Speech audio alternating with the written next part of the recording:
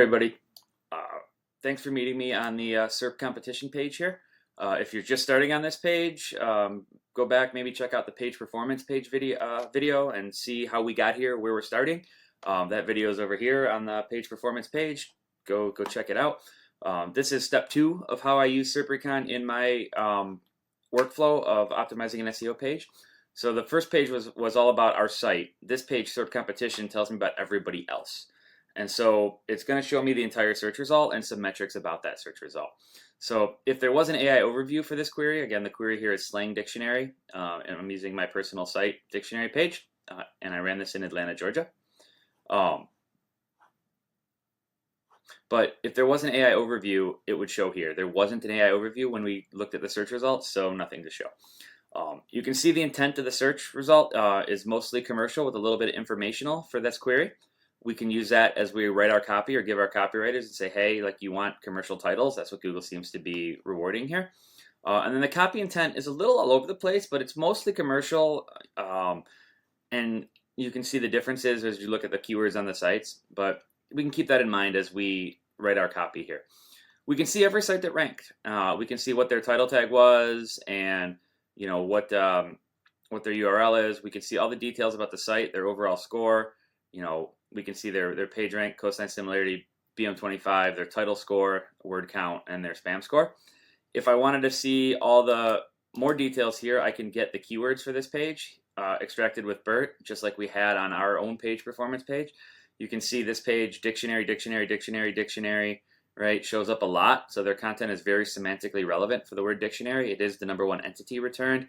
They've done a great job here. They have pretty decent page speed scores. We can run that too. Not the greatest ranking factor. We're looking at content in these videos, but it's here if you want it.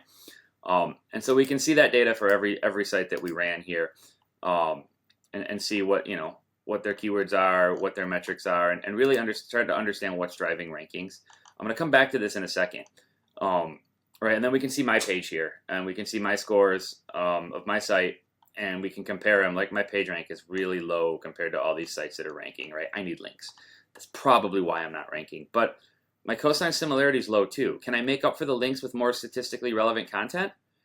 Probably. So I think that's where we want to focus on for this exercise is how do we up our semantic relevance, our cosine similarity, to get into these 70%, 80% numbers of these sites that are ranking. And we can learn from them, right? This Merriam-Webster site, while having a decent page rank, is really, really relevant. And so what are their keywords that they're using and what are their entities, right? We can look into that and see. And we'll talk about more details on that on the optimize page where we do a gap analysis, but that's another video that you'll have to find over here and meet me on that tab. We also get some cool stuff here. If there was a search feature present, like people also ask or a map or anything, we'd let you know right here. Same thing if there were ads. I picked an example with no ads because I wanted something close to the heart. But if there were ads, we'd show you what they were. This is kind of a cool feature. You can see the title tag changes Google made, and we can learn from it. Google doesn't really like the brand name at the end of people's titles. They're taking that out. Good to know as we craft our title tags and whatnot. But you can see any changes they made. Sometimes there's trends in here where you can see they changed a word or got rid of a certain word. We should pay attention to those trends and learn from them as we write ours. And then the top keywords extracted from everybody that ranked.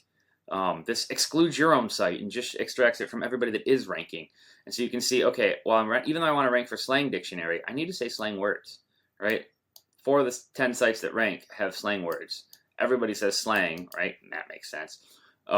English is important here. English slang, right? So we can see that the gap analysis here of the top words of what we need to say. Bigram associated keywords. These are bigrams, so it's 2-word themes, right? So definition plus, noun define, right?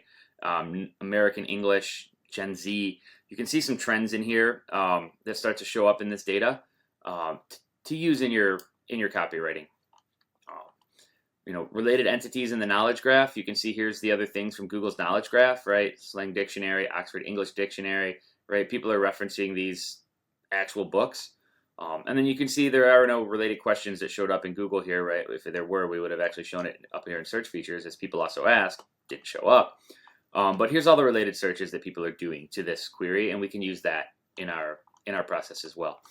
The really cool thing about this page, though, is search engine results change over time, algorithms change over time. Google's always launching algorithm updates. And so we can come in here to the compare reports page, and you can see it's been a while since I've run this report on this demo account, but I ran it on November 1st, and today being July 24th. So if I compare, my current report of July is over here on the left, my old report is on the right, and we can see what changed, right? So here, dictionary.com ranked #1 and #2 back then, interesting, and now Urban Dictionary jumped up to rank #2, and we can see, maybe what happened, right?